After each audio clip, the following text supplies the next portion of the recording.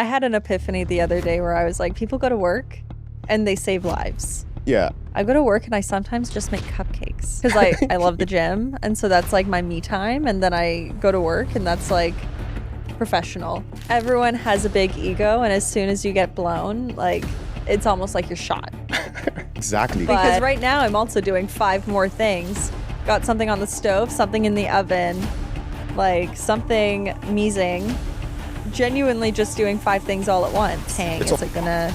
So I start to think about things in that sense, which it's a little bit more analytical, which is definitely not normal in terms of regular kitchen thinking. And like, but what happens is like having even one person like that changes the mood of the entire kitchen.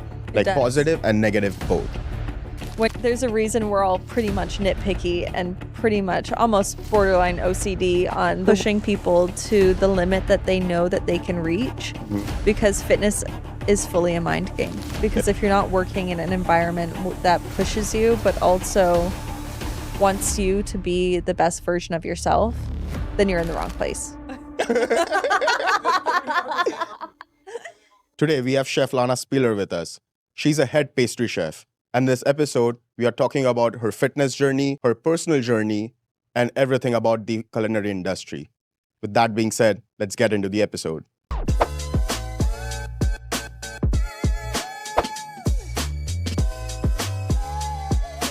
Chef Lana Spieler, welcome to Stirring the Pot. Thanks for having me. How are you today? I'm good. How are you? Chilling. How's your day been?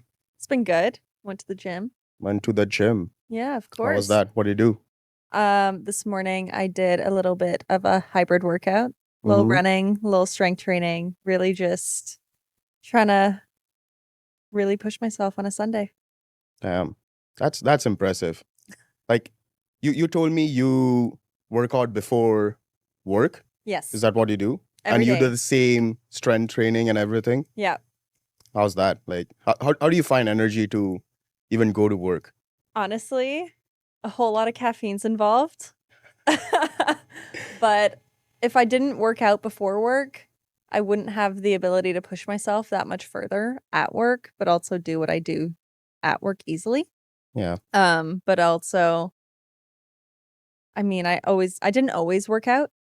And so as soon as I started, it became almost like a little bit of an addiction. And so just really just going that way.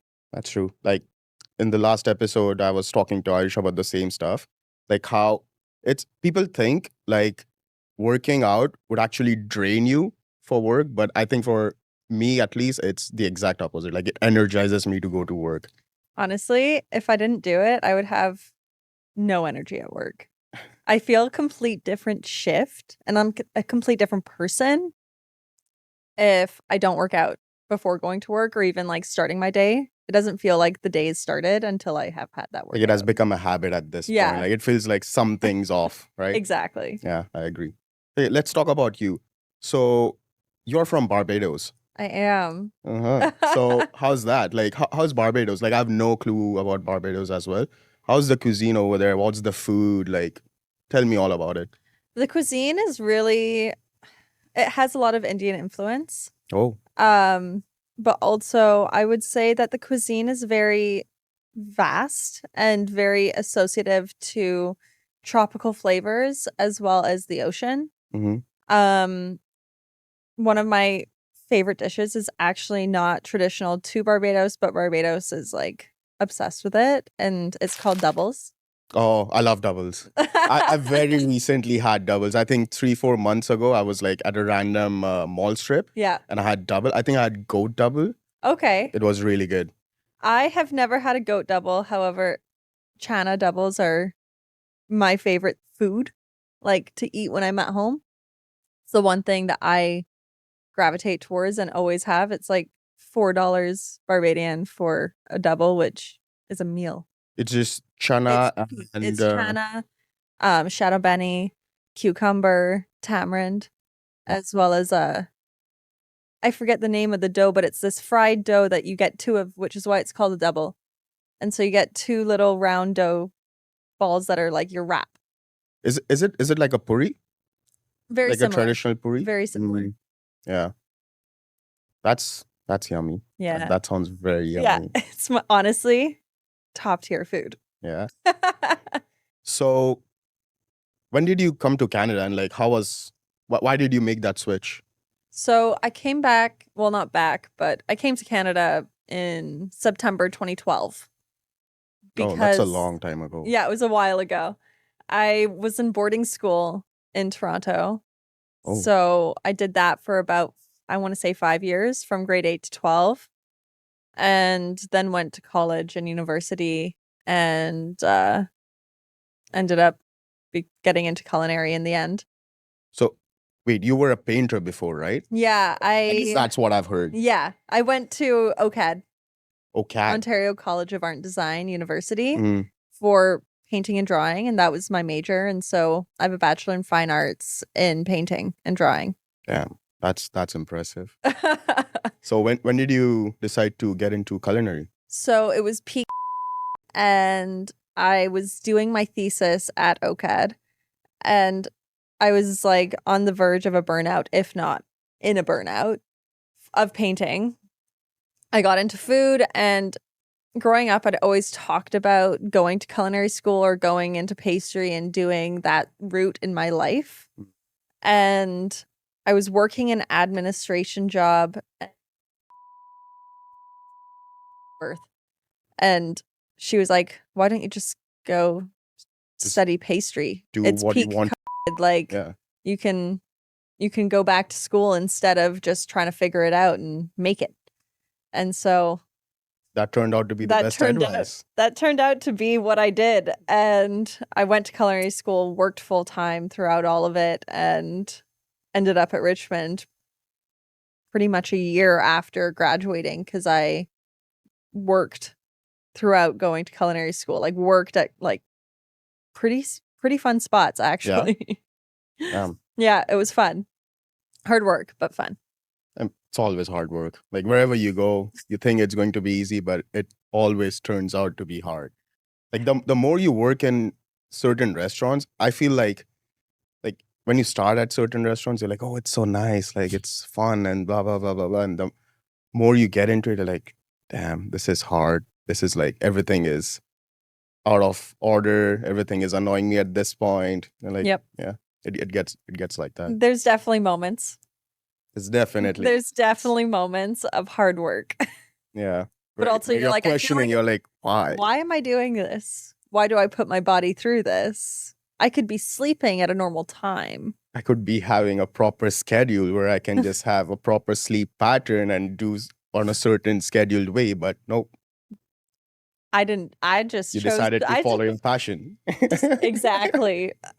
It comes with a price, right? Honestly, it really does. You either have your like social life in order, or your work, or your personal. And I feel like I've definitely gravitated towards my personal and my work. Because I love the gym, and so that's like my me time, and then I go to work, and that's like professional. But I mean, when you work at a small spot like Richmond, your personal and your social even bleeds into your work, just because everything is so small in terms of community, and which is kind of nice, but definitely also like it takes a bit to get used to that. Yeah. Like pretty much everyone is like in your not in a bad way, but in your business all the time. Oh yeah. Like everyone knows every little thing about you. Whereas if you're working in a bigger corporate restaurant, you're just like in a corner doing something, like clocking in, clocking out. Right. But I feel like it makes a good like a little family where like you have a better relationship with your chefs and your coworkers and everyone. For sure. I mean, if you're seeing people 60 hours a week, you have to. You kind of have to become friends with everybody. Yeah. And you also mentioned about burnout. On this episodes, I always talk about burnouts because I feel it's important to talk about it, because not a lot of people are comfortable talking about it. Like, oh, I went through a burnout. Sometimes, at least for me, I was like, I should not talk about it because that just makes me look a certain way. Like, oh, like he went through a burnout or whatever. Like he's not hard enough in a way, but that was just me. So Yeah. I want to make it more normal to talk about burnout. So how did you go through it and what did you do? I feel like I've gone through it in different variances where I've had burnout in different ways. Mhm. Where when I was doing my thesis, I burnt out from painting and I haven't actually gone back to it really. I Nope. have an unfinished painting sitting on my kitchen floor. Shoved to the side for when I feel the desire to go back. But I feel like for me, burnout, I just try and switch up my patterns and I switch up what I'm doing a little bit, which ultimately the goal is to do whatever makes me happy. Whether that is switching it up at the gym, I tried a different gym. Yeah. Is it like, do I need to see friends more? Do I need to sleep more?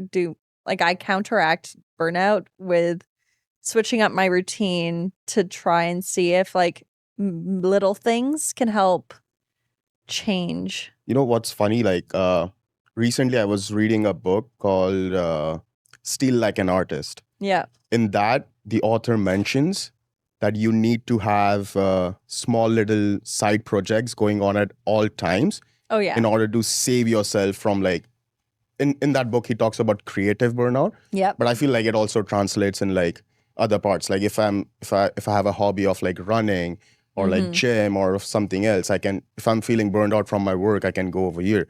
If I feel like I'm getting burned out from like my running schedule, I can switch it up and do something else. I think that's Exactly. important. That's a good take.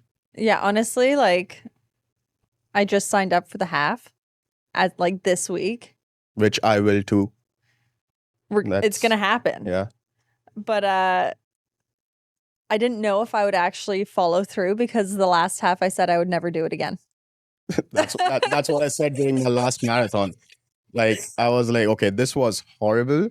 Like my calves were burning. I had like a very bad cramp. I won't do it again. But last week, Ayush was like, "Do you want to sign up for a half?" I'm like, you know what? Sure, I'll do it. Right?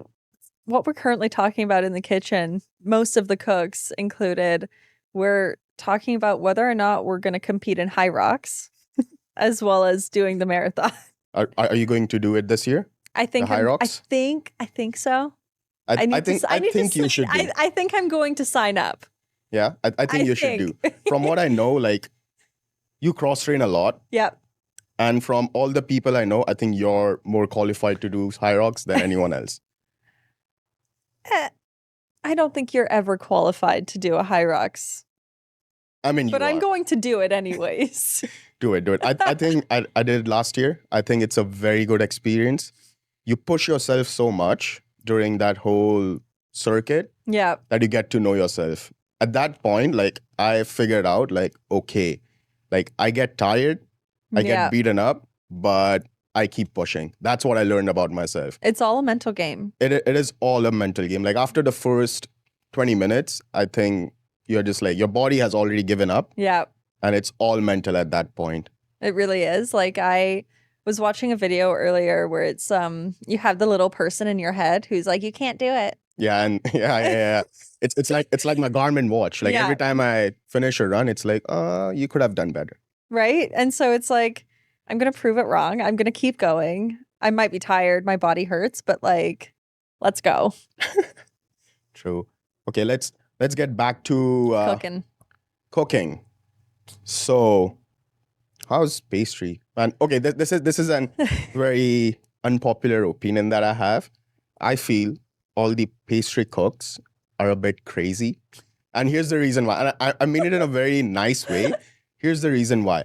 Because as a hotline cook, like if I mess up a recipe, like say if my beurre in my beurre blanc, I put like 50 grams more of butter. Like it doesn't change the recipe a lot. Even if it does, it's a quick fix. But in pastry, if you mess up even 20 grams, the whole final product comes out very differently. So I feel like you have to be certain way of like a freak, not in a bad way, like a calculated freak. Yeah. To know that okay, like if I mess it up here, I have to make sure this is perfect to have like a good final product. Do you agree? A little bit. Yeah. Yeah, I a little bit agree. I will say we are particular. Particular. Yeah, That's the word I was looking for. We're very particular, and I feel like there's a lot of attention to detail within pastry. Pastry has the tendency to be slightly nitpicky. Yeah. But also we like things done a certain way, and I, for one, can say pastry's science-based. Yeah. It's all ratios. It's all thinking about water content, fat content, percentages, but also like if you follow a recipe and it doesn't work and you think about it, you're like, if I increase the fat in this, it would do this. But if I decreased it, it would do something else. So mentally speaking, you can MacGyver a lot of things. Yeah. Like my most recent chef's menu dessert, I did like a take on a Mont Blanc where I did a chestnut frangipan. And chestnut flour is super dry. Oh. And so I counteracted it with almond flour, which is going to lead to a moister, denser cake. So it was so it's still super fun in terms of flavor, and it provides a little bit more depth, but like thinking about things just slightly more science-based really is pastry. However, I have been known to use hotline techniques. Oh. Like Ultratext is my like secret weapon. Genuinely. But also like ratios in That's a secret you're giving out. I know. Mm-hmm. But like agar, Ultratext, they're the same things used on hotline to make gels. Yeah. I've said to chefs where I work, all we do is make gels and potentially mayonnaise. Like those are the two things that are Liters of xanthan gums. Like xanthan slurry, like over and over and over again.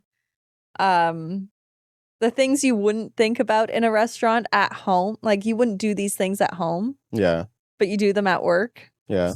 But that's what keeps your job interesting, right? Like finding out new stuff, new ways to like kind of change recipes, and that's fun. That's fun part.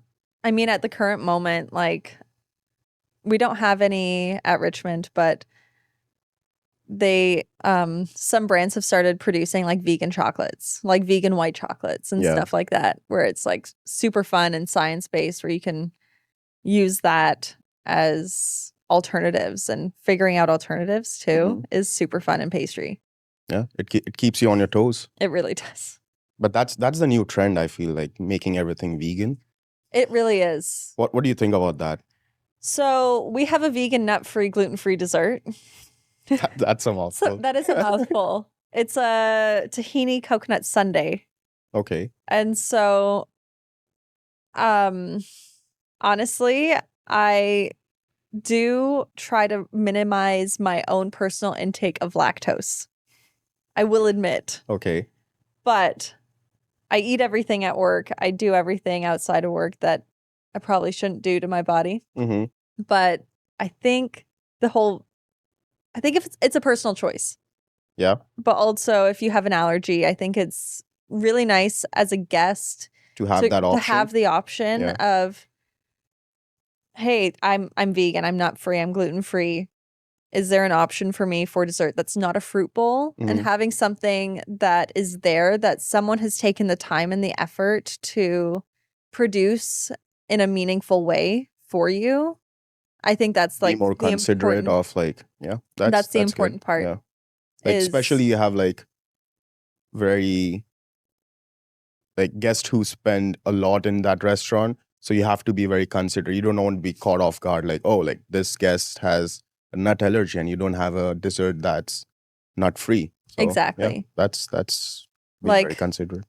I always, even if there's an allergy that I can't remove, I'll figure out a way to like make something for them. Yeah. Like I definitely have been known to be like, okay, this person has this allergy. I have nothing really in one dish. But if I combine components of the other dishes and create a whole new dish for them, I have been known to do that. Yeah. On occasion, I will admit that I will try and say yes. Go above and beyond for them. But that's the hospitality part, it's right? the Like that's why we customer are in the service. industry. Yeah. You want to make people happy. You want to give them the full experience, even if it is something that's not the same experience that everybody else is getting. Mm. So I always try and have maybe one at least. At the moment, we have 2 gluten-free desserts, but then also doing things that are not free, but also things that are super, that don't have alcohol, or just like kind of being considerate of everybody's preference. Yeah. While still thinking about what do I want to eat? Yeah. That's important too. That's like you want to put out food that you would enjoy. Exactly. Right. I don't often indulge in my own desserts. However, if I were, I want every single one of my desserts that I put out. And if I don't want it, then I'm doing something wrong. Yeah. So at Richmond, you guys change the menu every 2 weeks. Yes. That's a lot. Like that's a lot to do every 2 weeks. But how do you keep up with that? Like where do you get your inspirations to come up with new desserts? Like do you actually go and follow new trends, or do you try to like stay in your lane and like do something of your own? So I would respond to that in a way that you kind of go off of what's around you. Okay. What inspires you. You see something online and you're like, oh, that's a really cool concept. I wonder if I changed this or did that to it. But for me in pastry, I have a pretty clear understanding of what the next month is going to look like. Oh, like staying ahead. Yeah. Yeah. Just because as much as the hotline can figure it out like the night before, Yeah. if I don't have it ready 2 days before, Yeah. it's probably not going to happen. Especially with pastry, like a lot of time you have to like batch not cook, but batch prep the day before. So like you can't be like, oh, like I'll figure it out tomorrow. You have to plan way in advance so that you actually can order the ingredients. Yep. Because you can't just buy like 5 kgs of flour. Like you have to get like the whole 20 kg bag. And so like I'm thinking about the next week's tasting menu a week before, if not as soon as I launch the one menu, I'm already thinking what's the next menu, and I start testing that same week. Do you enjoy that? Do you ever get burned out of like doing that? I definitely felt it a little bit during Christmas time, where I was like, I think I sprinted throughout the entire month. December is one of those months where everybody eats dessert. I swear every single table is eating dessert or there's tasting menus. And so finding the time to prep, but also come up with new dessert items and then actually produce and train people to make the desserts that you've just come up with. That must be the hardest part. That's the hardest part, is I can't always do everything. And so understanding that the way I do it isn't going to work for some of the cooks that work for me, just based on skill level, but also based on like I think about things differently than they think about things. And so maybe something doesn't make sense to them and you have to figure out a way to like translate everything across and quality control it. Yeah. And that's always the hardest part. You know what? That was the hardest part when I became the sous chef, because I was promoted from being a line cook to a sous chef, right? Yep. So that was a very hard transition, because in my mind, I'm still the line cook who wants to like, not impress, but like prove that, oh, I got it. Like, I want to do everything. Like, hey, like, what are you doing? Like, okay, let me help you out. Like, let me learn that stuff too. Yeah. So, but when I became a sous chef, it was the hardest thing to let that go, where you're like, where I was trying to like be everywhere and like try to fix everything and like try to like teach everyone everything, which you are supposed to do.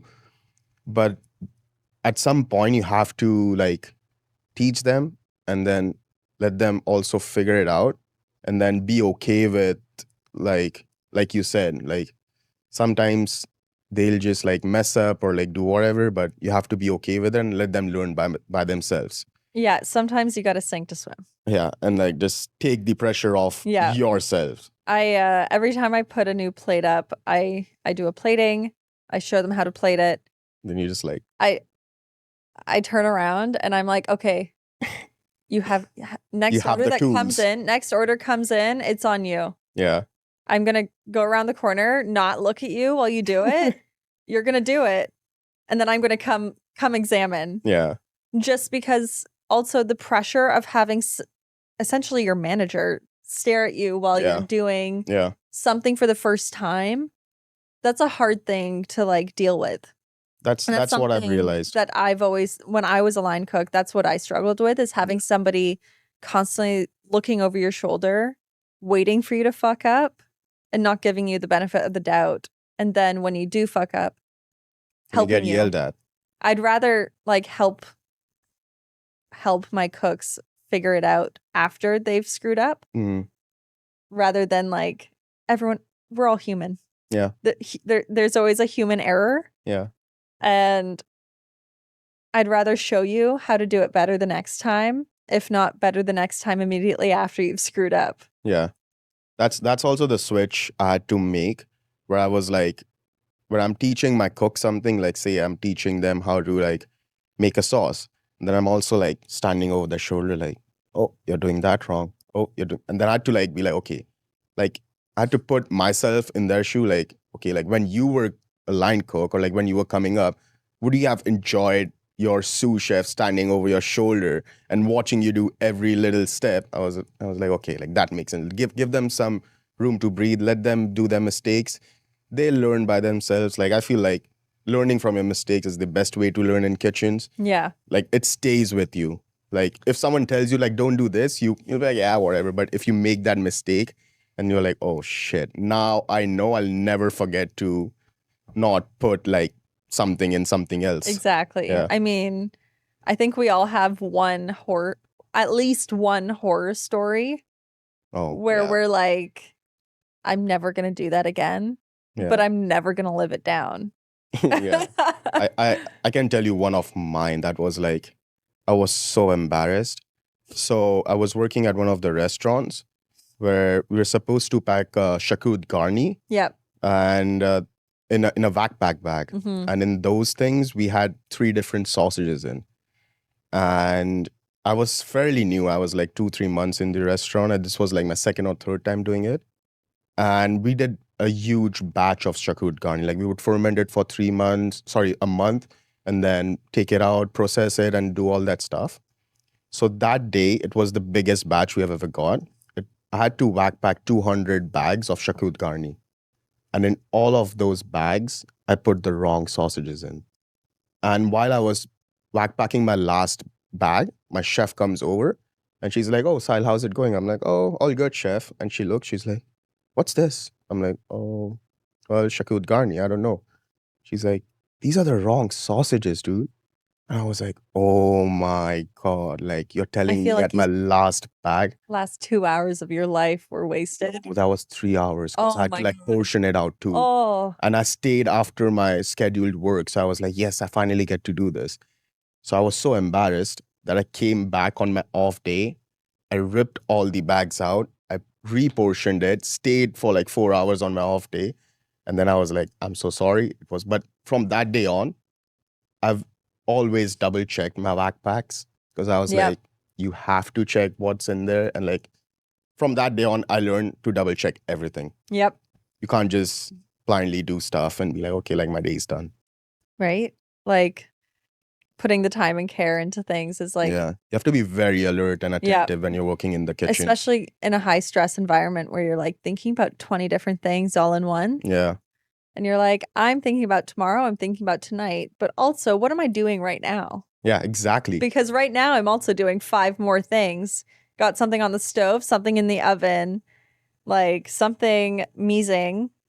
Genuinely just doing 5 things all at once. It's also so easy to zone out. So like if I'm chopping like onions, I'm chopping like 10 kgs of onions. It's so easy to zone out and something's burning in the back.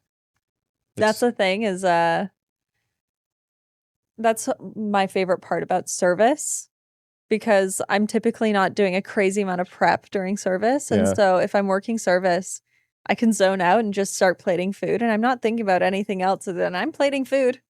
That's This fun. is great. This is the fun part. Talking about plating the food, Yes. When I was at Richmond, I ate one of your desserts. That was one of the nicest plates I've seen. Really? Hopefully, I'll have photos somewhere on the screen. But yeah, that's one of the nicest plates I've seen. That's so sweet. Can you talk about that dessert? Like, I really enjoyed that dessert. I think it had plum in it or something like that. For sure. You showed me a picture earlier. That was our tasting menu blue plum dessert. And so it was a blue plum sorbet with a brown butter tuile, a buttermilk. I want to say it was a buttermilk similar to a panna cotta or a set custard, and some brown butter crumb and some plum compote. Oh, and some koji cream, because you can't have anything without koji and fruit, really. Yeah. But yeah, it was at the time I was going through a amount of fruit access, like Richmond seasonal, and so having this sheer amount of abundance and like overwhelmingness, like it was overwhelming to have that much access to fruit. Yeah. Like even vegetables. Yeah. The things that would come into the kitchen and having to be inspired by something I made a dish around blue plums, and I was literally, it was fun. It was one of those dishes where I wanted it to be super light and fresh and almost tangy from the buttermilk. And so it needed some balance. It was. You nailed that dessert. Like, it was light, tangy, everything you just mentioned. Yeah. And so those are the things that I think about when I'm coming up with desserts. But also, I've recently started to do little blueprints. Oh. Where I'll draw out what I'm thinking about, or I'll draw out the plating where I'm thinking, I think this would be really cute, or this would be really fun, or a canal of this would be epic. That's like pre-planning. Yeah. That's cool. And then I think about flavors, how they're going to work together. Is there going to be a crunchy element? Is it going to have tang? Is it going to... So I start to think about things in that sense, which it's a little bit more analytical, which is definitely not normal in terms of regular kitchen thinking. But for me, drawing things out just kind of... Helps you visualize it more? It helps me visualize it, but also think about, oh, this flavor is going to go work really well if you take a bite like this. Oh, that's cool. Yeah. Like you even think about like how you would eat it and like all that stuff when you're pre-planning. Yeah. That's cool. And so it's just it's kind of fun to play with that, honestly. Yeah. Just because when you get to actually trying the dessert that you've pre-planned or thought about mentally, you're like, oh, I would change this now. That's cool. What are your thoughts on... Okay, so there's like a prevailing opinion that pastry is not that hard. How do you deal with that bias? Because I feel like it's hard in a different way, but how do you deal with that bias? Pastry is extremely hard. Yeah. I think everyone who works in savory has no idea what they're talking about. I agree. I agree, because I have no idea about pastry. Honestly, it's easy to like throw things together and make a sauce. Like I cook at home. I can cook. I don't just like know pastry, but pastry is fully science-based, where if something's not right, it shows. Yeah. And so there's a reason we're all pretty much nitpicky and pretty much almost borderline OCD on the way we measure, but present everything, and then also prep. Yeah. Also, if you're missing even one ingredient, the whole dessert just changes. Like you can't have that. Like in savory, you can just be like, okay, like there's one ingredient missing, I can just make something else out of it. But with pastry, I feel like if you have a plan, and if that ingredient is missing, it's a completely different dessert. But also, I mean, pastry is also very temperature based. And so pastry is fully science. Genuinely. Like it's tempering the chocolate. tempering chocolate. And then there's, if you go into sugar work, and then, I mean, there's even, we have competitions worldwide based on like chocolate, sugar. I think it's even ice, Mhm. as well as I Yeah, think yeah. a general pastry. And every country has their own kind of team representing them, and they get public funding, which is not very popular, especially in Canada, as pastry is not crazy prominent. Yeah. But in Europe, it's one of the biggest like things to do, is to compete in competitions. However, I mean, one of the past pastry chefs at Richmond did chocolate work, and I think as somebody who doesn't do a crazy amount of chocolate work, I think it's beautiful. Yeah. Even sugar work, knowing how to make something that precise, because that's genuinely all pastry is precision. That's pure art at that point. Yeah. And pastry is hard. Yeah. I is. will counter that and say that everything we do is prep heavy Yeah. for service to be easy. Yeah, I agree. You mentioned were you mentioning Nishant when you were talking about? I was, yes. Hopefully I'll have him on this show soon. I haven't even met him, but all I've heard is really good things Yeah. about him. He won the World Chocolate Competition for Canada. That was great. That'd But, be fun. Yeah. But anyways, enough of Nishant. Yeah, so what is your favorite tool in pastry while working? Like one tool you can't work without. Honestly, it's probably an offset. Offset? Yeah, I would say like one of those mini wooden handle offset. I like a wooden handle. Needs to Mhm. be a wooden handle offset. Why? It just Just feels preference? nice. Yeah, it Mm. feels nice. It has like a little bit more grip, especially if I have hands covered in butter. Like pastry is very much butter, sugar, flour, Yeah. cream, very much dairy heavy, gluten heavy, as well as sugar heavy. Yeah. And so I'm constantly covered in something. And so having a tool like an offset where it's not going to slip out of my hands like something plastic. Yeah. Which is why the wooden handle. Oh, I feel like offset is an excellent plating tool as well. It is. Like especially with meat and stuff, you can plate it so precisely. But you can also do that with tongs. But I prefer offsets for offset? that. Yeah. It gives you more stability, I feel. It really does. Honestly, an offset's my favorite thing. And then piping bags I can't live without. Yeah. Yep. I feel like piping bags are A the given. essential. They're essential in given any for side. pastry. Like, I don't even need a tip. I'm happy as long as I have a piping bag because I can cut the tip. True. What changes have you seen in the industry for past year? For the past year? Past 5 years, I would say. So I've actually only been in the industry for about 3 and a bit years. 3 and a which bit. is definitely fresher than most people. I will say that from when I started to now, I've worked numerous different jobs where I've worked for people who are slightly overbearing, but also negative. Yeah. I can't handle that amount of negativity in my life. I genuinely will remove myself from that situation. You should. And so I always try to have a little bit more of a positive, like, let's get it kind of vibe, where even if I'm struggling, I'm like, it's going to be fine in the end. Yeah. Like this is only like a moment. We're going to get through it.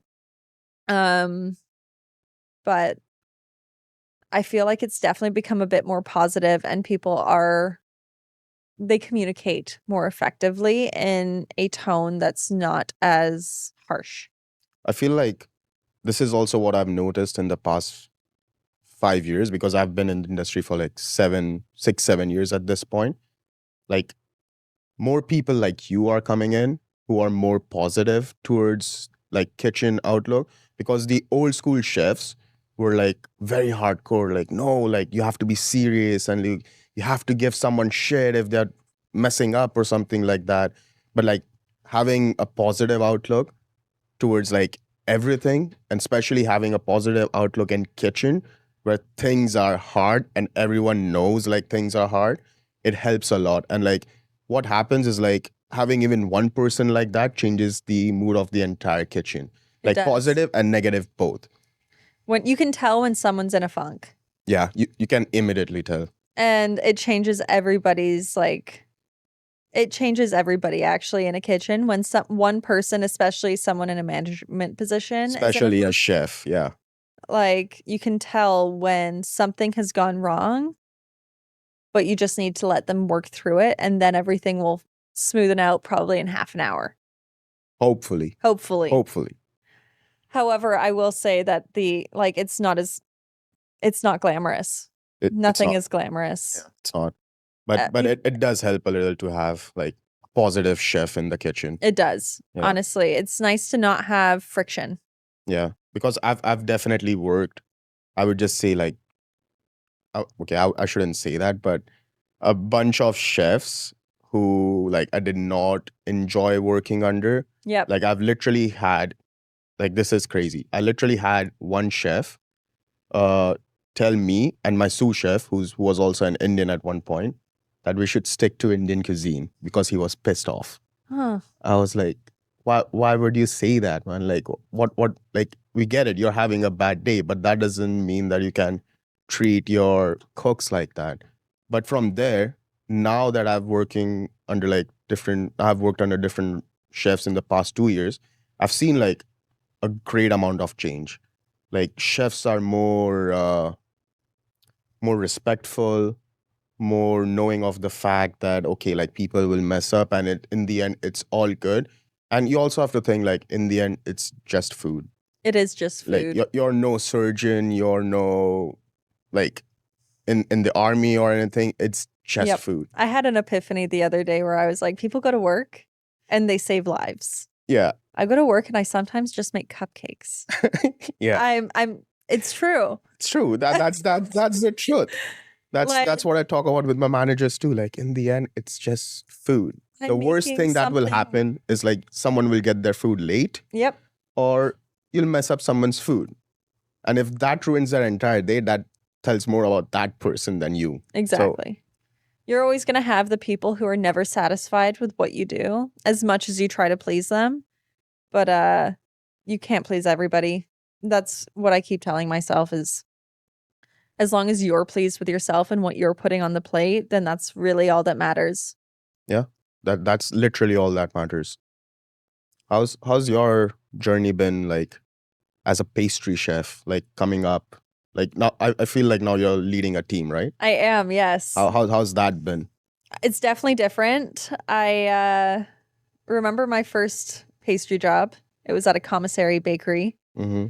And it was a boatload of work, but a different type of work. And so I've done everything from commissary to brunch to restaurants to line to I've done a variety. Done it all. I've done a little bit of variety, especially because I was working while I went to school. Yeah. But from going from like line work where I was doing a lot more work to more management work, it's definitely been a different shift, especially because Richmond is so small. Yeah. I end up doing some of the same stuff that I used to always do. Like, still do prep. I still do recipe development. I do a whole lot more of it now than I did. Yeah. But I've also tried to lean into how I felt when I was a line cook and how fun and important I felt whenever my managers always leaned on me and asked for assistance in terms of recipes. Gave some responsibility to you. Exactly. Makes you feel like you're wanted in the team, right? Exactly. And so I've taken that sentiment with me as I am in a management position as a pastry chef. And so I often will say, hey, do you want to come up with a lunch special? What are you thinking about? Like, do you want to workshop something with me? Try some recipes. I'm thinking about putting this on the menu. Do you want to help me come up with some of the components? Including them in the whole process. Just because that goes a long way.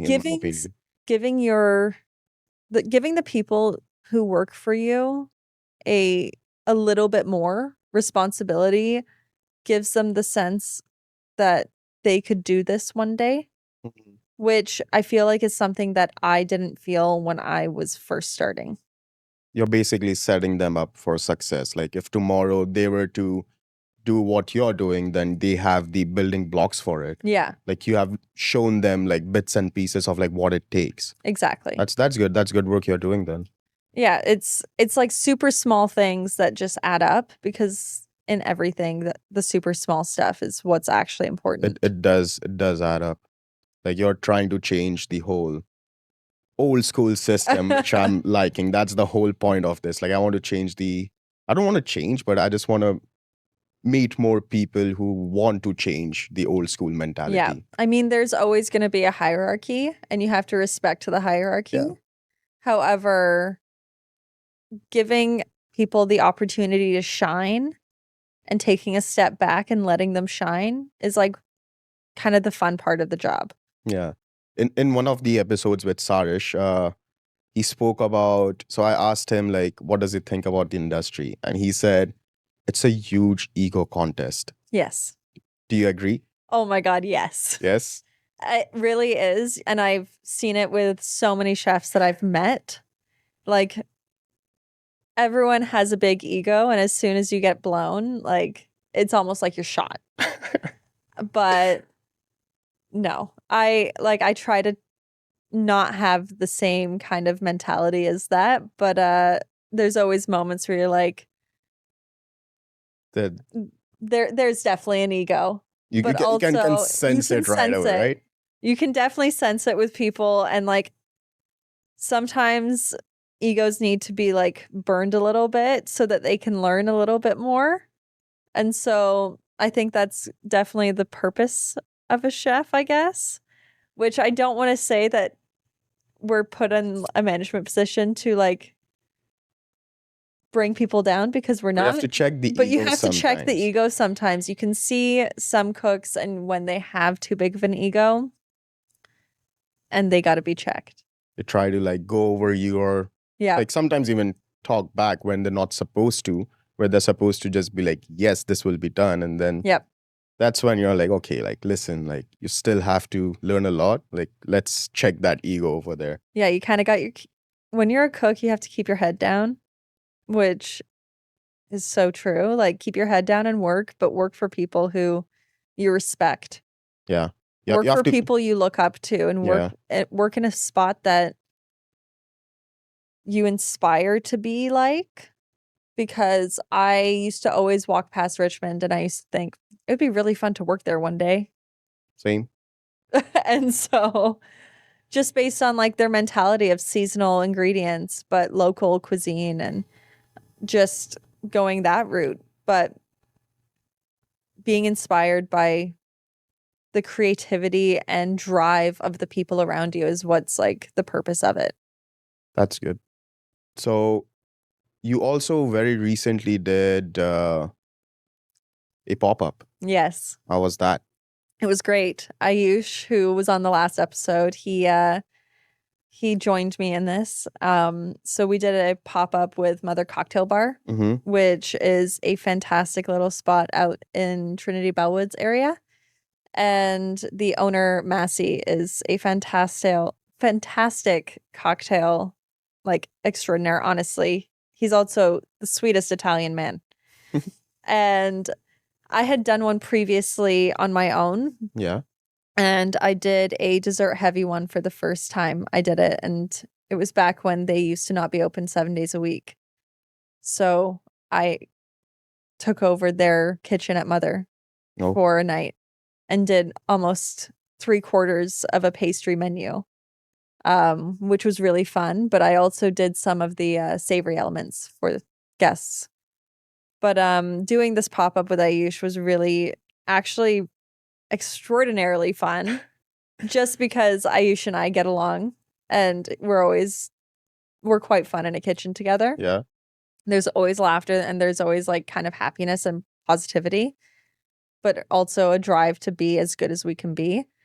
And so we did it in an art gallery, which almost was full circle for me as a painter. And I thought, I'm in an art gallery making food. Which is really, that is a full circle. It really was a full circle moment, which was really, really fun to experience. It was the first of the series in this art gallery. They'd never done it before. So we were the guinea pigs of how do we do this? What do we need? How many inductions? Little does everybody know is we had like fuses breaking, and it was like this constant battle of like, how do we get heat? Fuses breaking? Like the fuse broke, we had to like switch it back on, and we're in the middle of trying to make a risotto and fuse is broken. But that's fun, right? You learn a lot, right? Like, it was challenges. It was an experience, but it was like doing it for the second time was really fun. And so I would say Secret Diners is a fantastic opportunity for any chef who's like wanting to get the experience, but also work with cocktail pairings and wine pairings and seeing how that side of things work. Like it was, but also to create a menu around a theme. Yeah. Which doesn't often happen. You typically create a menu because that's what you want to make, or someone has told you to make something. Well, 2 of my friends were at that dinner. Yeah. And they said they loved it. I don't know if you met them, but they loved it. I'm pretty sure I met them. I think Ayush introduced us. Oh, yeah. But honestly, you get a whole mismatch amount of people there. Like we had other chefs from other, like a lot of industry people end up going, especially because it's a Monday night. Monday's typically that industry is off kind of vibe. But families and friends, like all were there, which is really always nice to like feed people you don't often feed, but also be part of the experience by like coming out and speaking to people and serving their food and like giving the whole theater. Yeah. Right? It's an experience. It's not a normal everyday thing. That's something I would also want to do at some point. Like it sounds like a very fun experience where you're like so much involved in the whole process, plus talking to the guests. Like it also like kind of pushes you more like, okay, I want to do this more. Or yeah. Because in the kitchen, it's hard to like have that connection with the guest. It is. Where like, because you're so crushed sometimes. And that like, I feel like the only time when you're actually taking the time out of your schedule is when someone from the industry comes in to eat. This is true. Whenever anyone from the industry is there, you like want to impress them a little bit. I don't know why. Why is that a thing? Like, why do we want to impress the industry people where they already know that they're already crushed? And for some reason, we want to go ahead and like, okay, now I want to feed you the entire menu plus more. Yep. It's, I don't know what it is. It's like, it might be just the hospitality in us, like wants to really prove that we're worth it. Yeah. But like, whenever anyone from the industry is in, I always make the effort of, I'm going to serve them. I'm going to serve them their dessert. I'm going to plate their dessert personally. Like if I need to change a menu item for them, I'll change the menu item for them. 100%. If I need to do something, I'm going to say yes. I'll go in the fridge, find something new. I'll make a new dish for them. I will pull it like out of anywhere. Literally, genuinely, I just want to impress like anyone from the industry. That's like the biggest perk of working in the industry is like you get fed very well wherever you go. As soon as you find out that, as soon as you go somewhere and they find out that you work in the industry, the service, but also like the experience and the food gets like 10 times better just because they're like, oh, I got to impress them. You're the number one priority in that restaurant. Nobody else actually matters anymore. And it's like you're a little VIP and you're like, this is the way celebrities live, honestly. Yeah. So for whoever's thinking they want to join the industry, this is the one major perk you should. I think it might be the only perk. Well, it's a good perk to have. But it's whenever anyone from the industry is in, it's always like super special to get their feedback even because they always have it. Yeah. That's the fun part. Okay, so let's talk about your fitness journey more. Okay. Because I'm also interested in that. Yep. I'm also super into fitness, and I would like to know more about your fitness journey. All right. So you said you were also a coach at F24? F45. F45, sorry. Yeah, it's okay. How's that? Like, firstly, how do you even manage to do that? Working in a kitchen and also being a coach? Honestly, I did it for about 8 months, and I did it 1 day a week. I did the whole day, and it's super rewarding to see the progress that people make. Mhm. Because at F45, you have a membership and you go in, and typically it's the same people you see every week. Yeah. So you know their names, you know their faces, and you know kind of like the level that they're at, but you also know who to push. Yeah. And so seeing people like push themselves or seeing them on an off day, Mhm. you're like, I know you can do better than that. Like, here, like, let me help you get there. And I feel it translates to cooking as well. But all you're doing is helping somebody achieve the goal that they've set out for themselves by showing up to a class. I feel like in that process, you also yourself get better. Yeah, Like you're trying to push someone else. You're trying to find ways to push themselves. And in that process, you learn new ways to like even push yourself when the challenges comes. exactly. Like, it's super fun to see everybody push themselves even further than you. It's also humbling. It is humbling. I could see that. But it's super rewarding to see the little triumph kind of expressions that people have, especially when they've lifted a weight that's they said, oh, like I could never lift this. Or when I started out, I was lifting like 2 pounds. Now I'm lifting like 20. That's So it's like inspiring. Like it, watching someone go from there to like achieving their goal. That's and like very inspiring. that's the purpose, is just pushing people to the limit that they know that they can reach, Mhm. because fitness is fully a mind game. It is. It is 100% a mind game. People think it's physical, like you physically have, yes, you have to, but after a certain point, it's all mind game. That's the thing, is I could be working out alone, and normally if I'm working out with somebody or working out with a friend or working out with other people around me, I can push myself because I'm like, oh, I gotta prove it. Yeah. Like a But bit then of competition a as little well. bit of Yeah. competition. I love a competition. But if I'm alone and I don't have the competition to push me, it's like I'm doing 2 reps less. I'm doing 5 pounds less. I always need to be like with people or around people to keep myself accountable. This is And something I so, very much relate to because last year I was working out at home. I brought the whole setup and everything. Mhm. Like, yes, for the first 2 months, I was like being on track with like my progress and stuff. But after a while, I was like craving like seeing people around me push themselves, and like for some reason that would motivate me more. And then I was just at home, I was like pushing, and then as you said, I was like doing 1 rep less or like 1 set less. I was just like being like, okay, it's fine, like just 1 set less wouldn't hurt. So then I got a gym membership, Yep. and immediately that clicked. I'm like, okay, being around people who are pushing themselves motivates you. Like it motivates you to come regularly and motivates you to push that one more set or one more rep. I see the same 5 people at the gym every time I go. Yeah. Genuinely. And typically they're the same people that live in your area. Yeah. Yeah. Like, I see them on the street. Do you say hi? I have been it's a wave and a walk.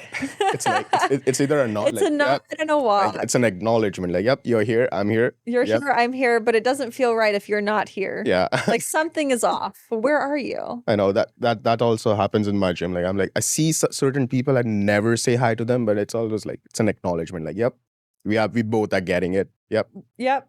But it's the gym is one of those places where you can meet people, which is like even in a friendship way, where it's Yeah. like you're doing something to better your health. I feel like having a gym partner, like where you meet like that, it's a game changer. It is. I used to have a gym partner back in like 2012, 2013. complete game changer. It keeps you more accountable. Yep. Plus, they push you more harder. And then if they are getting better than you, that's an immediate way of like checking yourself. Like, hey, man, this person is going ahead of you. Like, come on, let's get it. Oh, yeah. I mean, I feel like that's definitely with everything. Yeah, Honestly, I just want to be the best person that I could be. And so that's like the ultimate goal. that is. Okay, for the last question of the day, Yes. what advice do you have for someone who has just started in the industry? If you're just starting out, do the work. Like, take the time to put in the hours, like genuinely put in the work. And the more work you put in, the more reward you get. And work around people who inspire you and you want to be like. Because if you're not working in an environment that pushes you, but also wants you to be the best version of yourself, then you're in the wrong place. That's great advice. That's really good advice. Well, thank you for coming on the show. Thanks for having me. I hope I see you soon somewhere I'm sure I'll see you at Richmond. at Richmond, hopefully. And if anyone wants to follow Lana, we'll have her Instagram on the description and hopefully somewhere on the screen. But thank you so much for coming on the show. Thank you. If you enjoyed the episode, feel free to subscribe to the channel, and I'll see you in the next one.